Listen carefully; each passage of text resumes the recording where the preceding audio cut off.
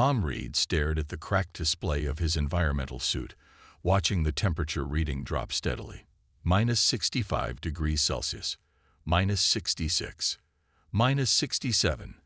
The numbers blinked at him like a countdown to death.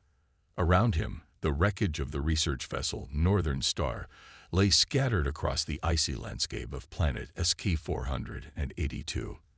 The crash had happened 3 hours ago, but it felt like minutes. The ship's emergency beacon blinked weakly in the distance, half buried in the blue-white snow. Its power would last for weeks, but Tom knew he had hours at best. He moved carefully through the wreckage, each step calculated. The others hadn't made it. He checked every compartment, every sealed section, but found only silence. Chief Engineer Morris, Dr. Wilson, Captain Lee, all gone in the sudden descent through the planet's treacherous atmosphere. "Focus," he whispered to himself, his breath forming ice crystals on his helmet's visor. "Think like a scientist, not a survivor." Tom was a climatologist, sent to study this world's extreme weather patterns. Now those same patterns were trying to kill him.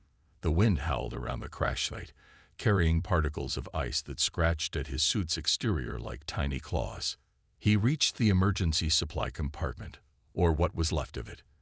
The heating units were crushed, their power cells cracked and useless.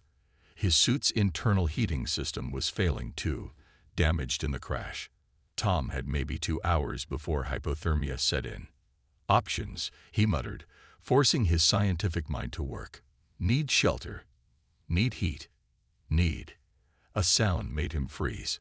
Something between a growl and a whisper carried on the wind. Tom turned slowly, scanning the white expanse around him. The planet's twin suns were setting, casting long purple shadows across the ice. In those shadows, something moved. He wasn't alone.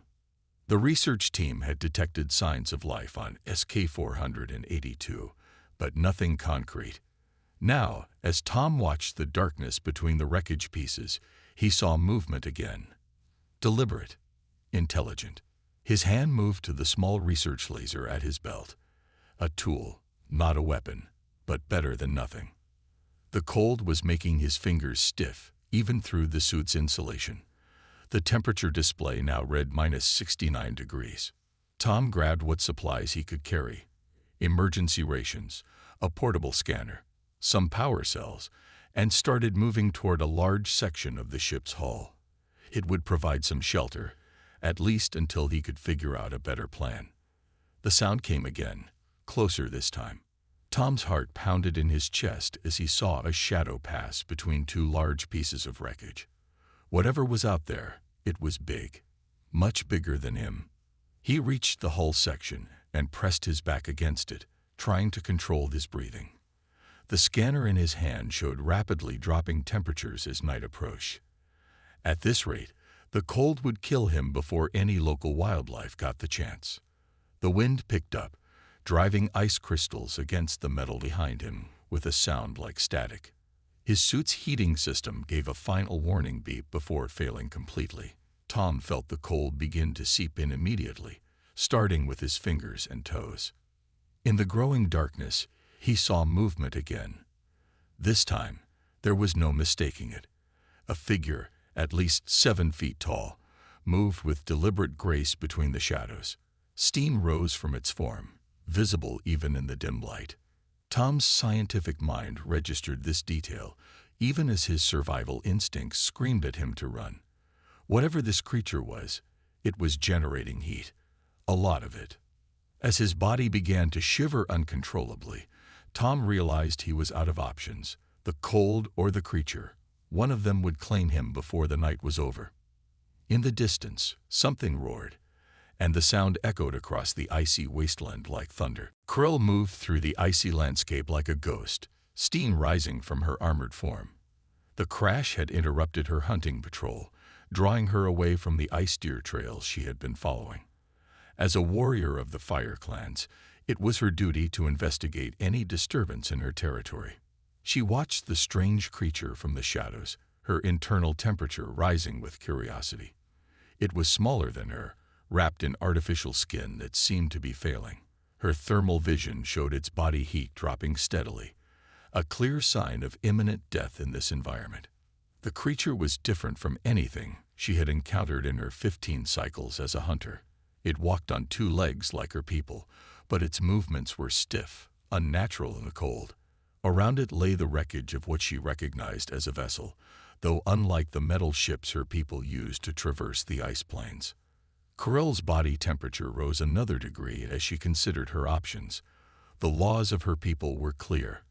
Outside species were to be observed, not contacted. But this was the first intelligent being they had found that wasn't just another hardy animal adapted to their frozen world. She watched as it checked its fallen companions, noting how it closed their viewing panels with gentle movements. The gesture stirred something in her. Even her own people, with their burning hearts, showed such respect to their dead. The creature was trying to survive, she realized. It was gathering supplies, thinking, planning, all while its life force drained away in the cold. Her thermal vision showed its core temperature dropping to dangerous levels. Fascinating, she whispered in her native tongue, the word coming out as steam in the frigid air. You fight even when death is certain. The being heard her. It spun around, clutching a small tool that Corell's sensors identified as an energy projector. Primitive, but still dangerous. She admired its instinct to defend itself, even in its weakened state. As a hunter, Corell knew the signs of failing prey. The creature's movements were becoming sluggish, its reactions slower. Without help, it would die within the hour. The twin suns were setting, and temperatures would drop another 30 degrees before dawn. Her people's laws echoed in her mind, drilled into her since childhood. Observe, record, avoid contact. The ice preserves our isolation. But there was an older law, one that preceded even the founding of the fire clans. Life that thinks is life that matters. Corell's thermal readings showed the creature's temperature dropping faster now. It had found shelter behind a piece of wreckage, but its protective covering had failed completely. Even from her position, she could see it shaking.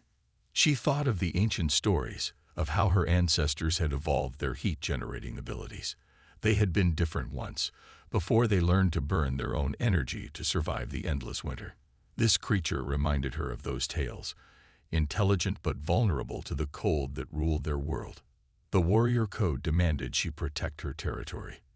The clan laws required she maintain isolation. But as she watched the being's heat signature fade further, Corell made her decision. Sometimes, she reasoned, a warrior must trust her instincts over her training. She stepped out of the shadows, her armored form glowing orange in her own thermal vision.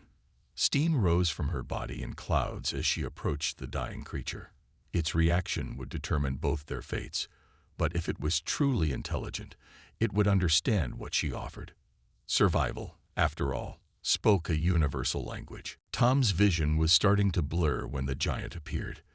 Through his frosted visor, he saw a towering figure emerge from the darkness, trailing steam like a living furnace. His numb fingers fumbled with the research laser, but it slipped from his grasp, clattering onto the icy ground. The creature stopped. In the dying light of the twin suns, Tom could see it clearly now. 7 feet tall, covered in armor that seemed to glow with internal heat. Steam rose constantly from its form, turning to ice crystals that fell like glittering snow around it.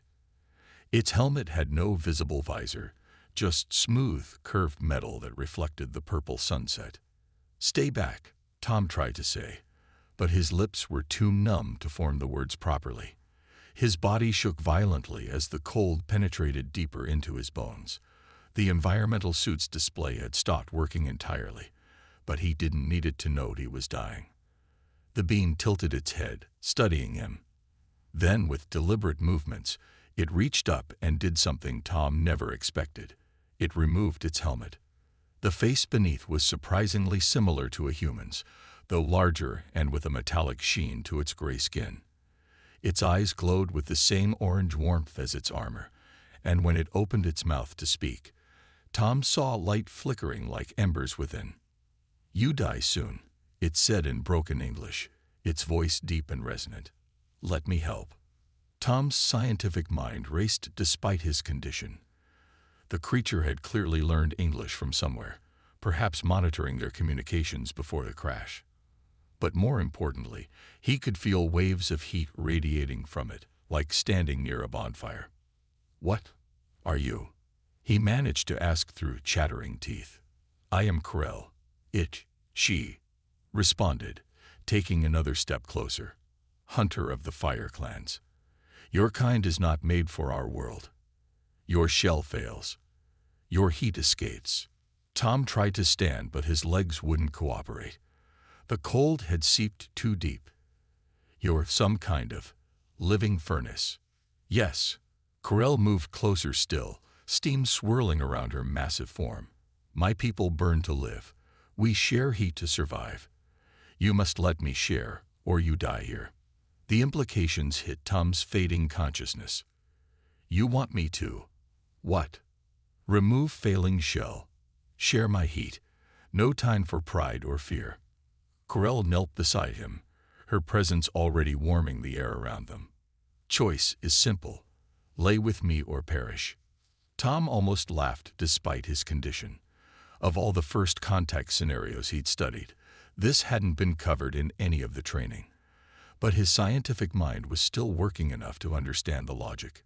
Her species had evolved to generate massive amounts of heat, enough to survive in this killing cold. And now she was offering to share that heat with him.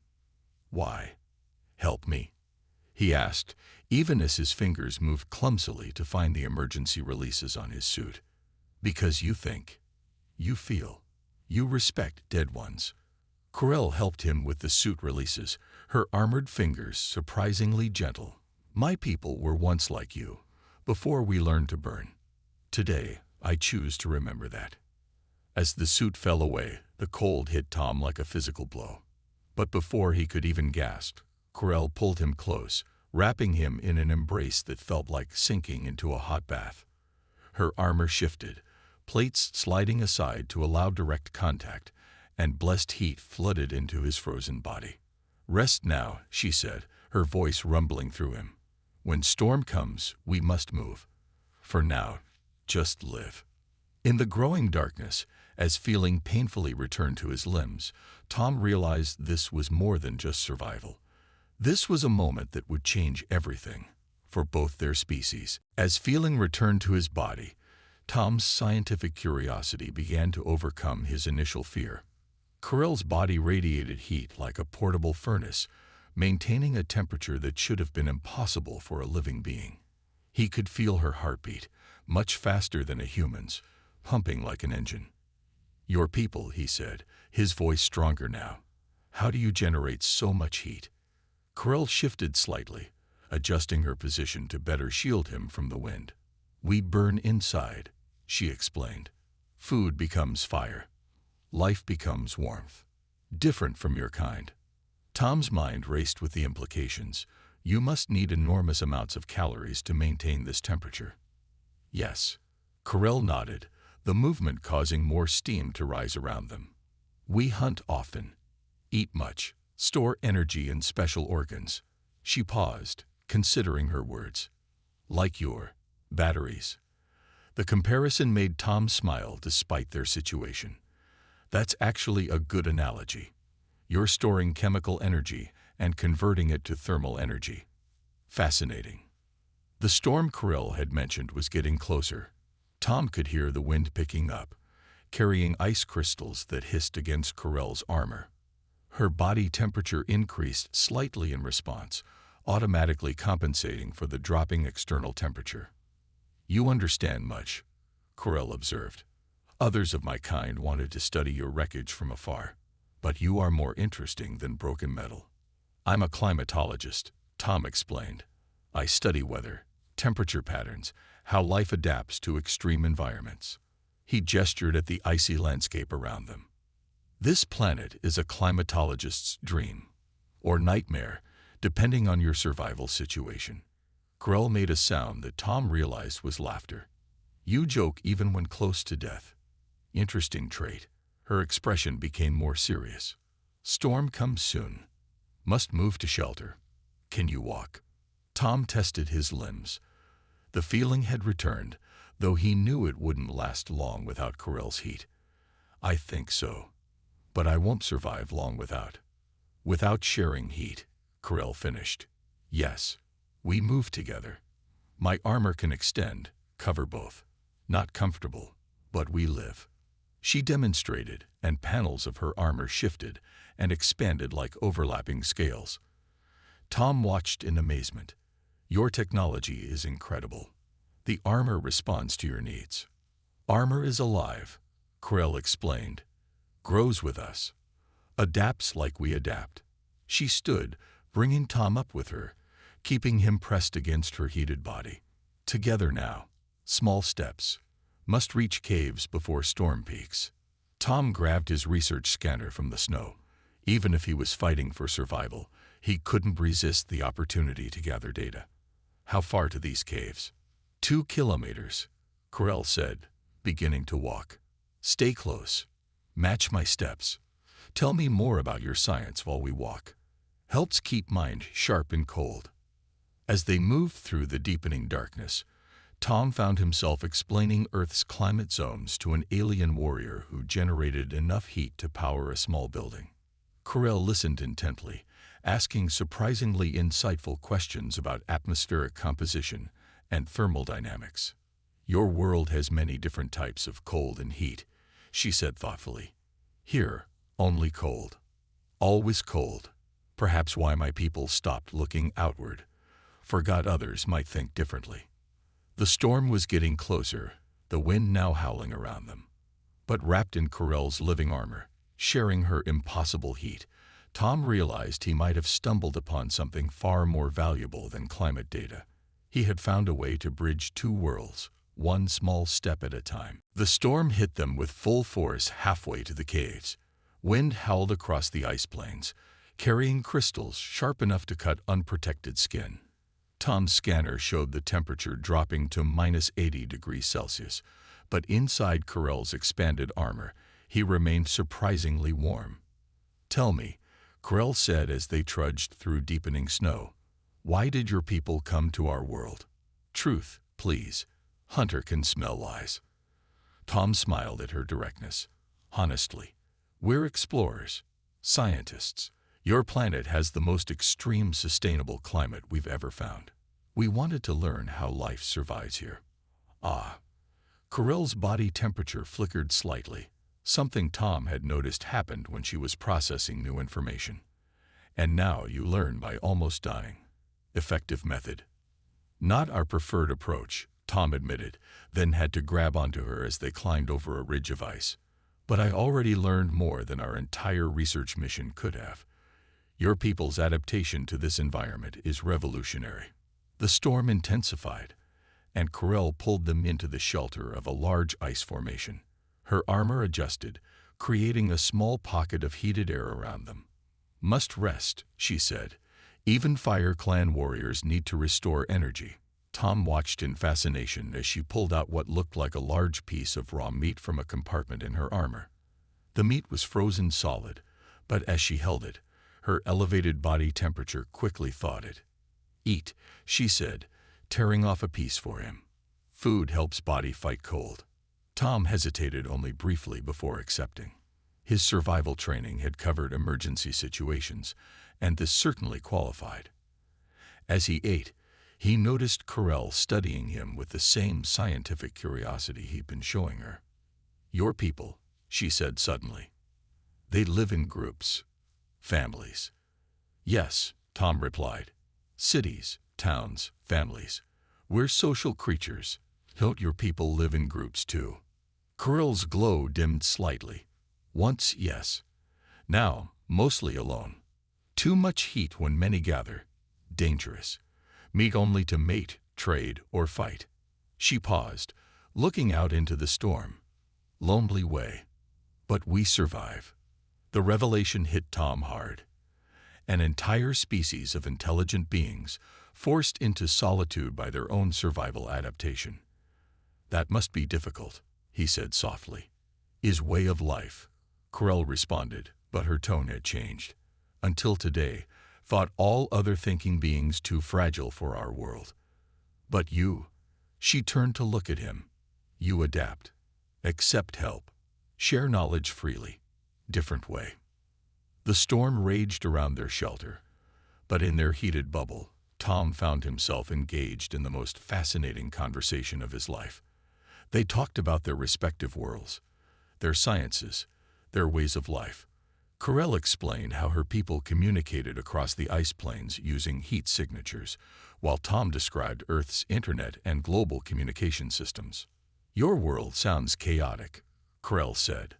Many people, many thoughts, many ways. Here, only survival matters. Simpler. But you helped me, Tom pointed out. That wasn't simple survival. That was a choice. Corell's temperature fluctuated again. Perhaps, she said slowly, simple not always better.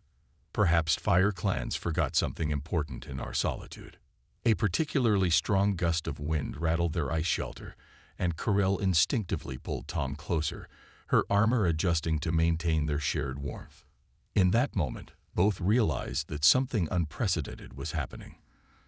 Two species, perfectly adapted to different worlds, learning to bridge the gap between them. Corell tensed suddenly, her body temperature spiking. They had reached the caves, found shelter from the storm, but something was wrong. Tom had learned to read her heat fluctuations over their time together, and this pattern meant danger. What is it? He whispered, though he didn't know why he was whispering. Hunting party approaches, Corell said, her voice tight. 5 warriors. They tracked my heat signature. She turned to him, her orange eyes glowing intensely. They must not find you. Tom's heart raced. Your people. They'll kill me. Worse. Corell's armor shifted restlessly. They will study you, take you apart to learn how you think. Fire clans fear outside things. Fear change. She stood, making a decision. Must hide you. Wait, Tom said, his scientific mind racing. Your people track by heat, right? And I'm currently sharing your temperature signature because of your armor. He pulled out his partially functioning scanner. Maybe we can use that. Corell tilted her head, a gesture Tom now knew meant intense interest. Explain. If we can't hide my heat signature, maybe we can disguise it instead. Tom worked quickly with his scanner, adjusting settings. Your armor responds to thermal needs. Can you make it think there's a temperature crisis? Spread your heat signature out. Understanding flickered in Corell's eyes. Make heat pattern too large, too scattered to show you within it. Clever. She touched her armor, which began to shift and pulse. But warriors will still investigate. Then let them, Tom said, an idea forming. Your people value survival knowledge, right? Show them what you've learned about sharing heat, about adaptation. Show them there's strength in change. Corell was quiet for a moment, her temperature fluctuating as she considered.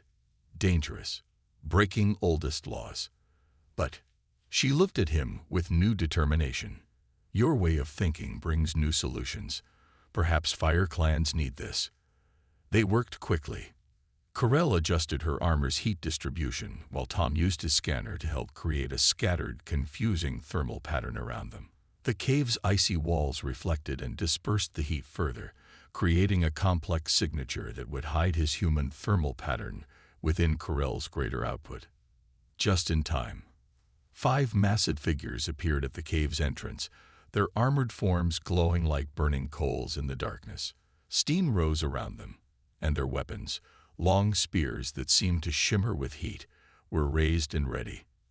The leader stepped forward, speaking in the Fire Clan's language, a series of heat pulses that Tom could feel even from a distance. Corell responded, her own heat signature pulsing in complex patterns. They ask why my heat spreads strangely.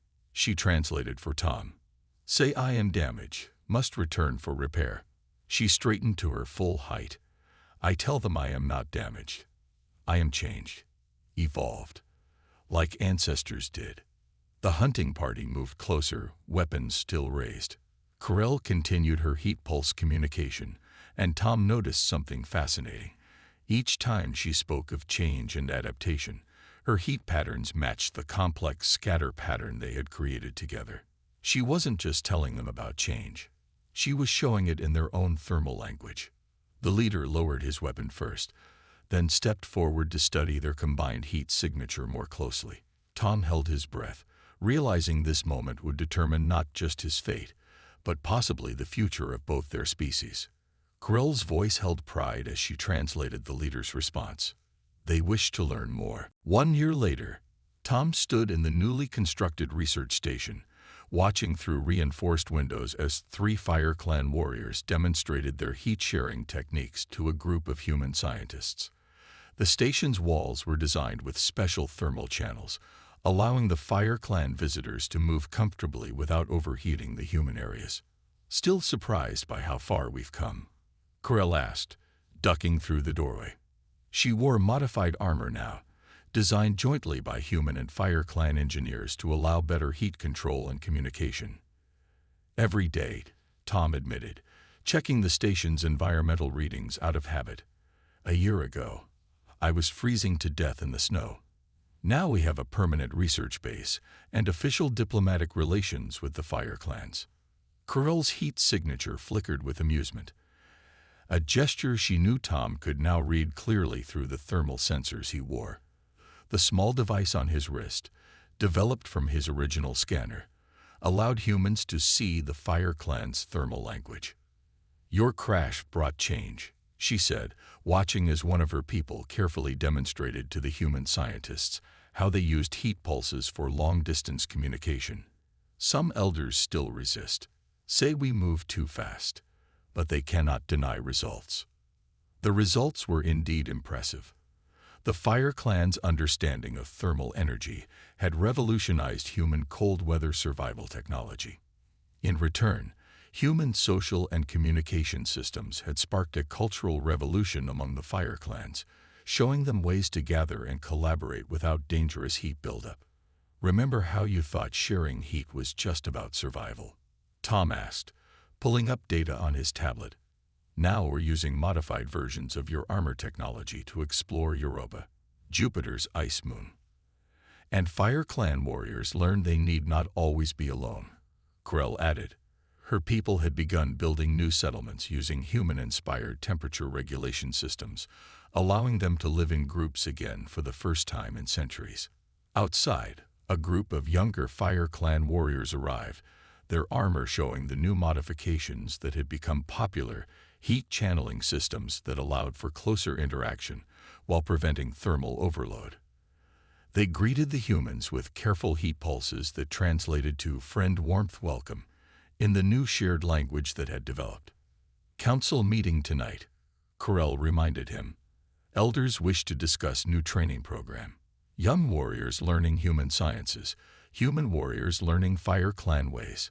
She paused, her temperature fluctuating in what Tom now recognized as pride. You will speak. Wouldn't miss it, Tom replied. Though I still can't believe they made me the official human representative to the Fire Clans. Who better? Krell's eyes glowed warmly. You survived our cold, learned our ways, showed us new path. First to trust, first to understand. They watched as a young Fire Clan warrior carefully helped a human scientist adjust their thermal suit, the kind of interaction that would have been unthinkable a year ago. The warrior's heat signature showed the gentle, controlled pattern that had become the mark of those who worked closely with humans, proof that even the most fundamental aspects of their biology could adapt when needed. Next month, first Fire Clan scientists go to Earth, Krell said, to study your many climates, many ways of living. My people learn that strength comes not just from surviving, but from growing, changing, connecting. Tom smiled, remembering that desperate night in the storm. Lay with me or perish, he quoted. Not exactly standard first contact protocol. Krell's heat signature rippled with laughter. Sometimes best protocols are ones we make ourselves. She gestured to the scene before them. Humans and Fire Clan warriors working together, sharing knowledge, building a future neither species could have imagined alone. Look what grew from simple act of sharing warmth. Outside, The planet's twin suns set over the ice plains, casting the same purple light that had illuminated their first meeting. But now, where there had once been only cold and solitude, there was warmth, connection, and the promise of more discoveries to come.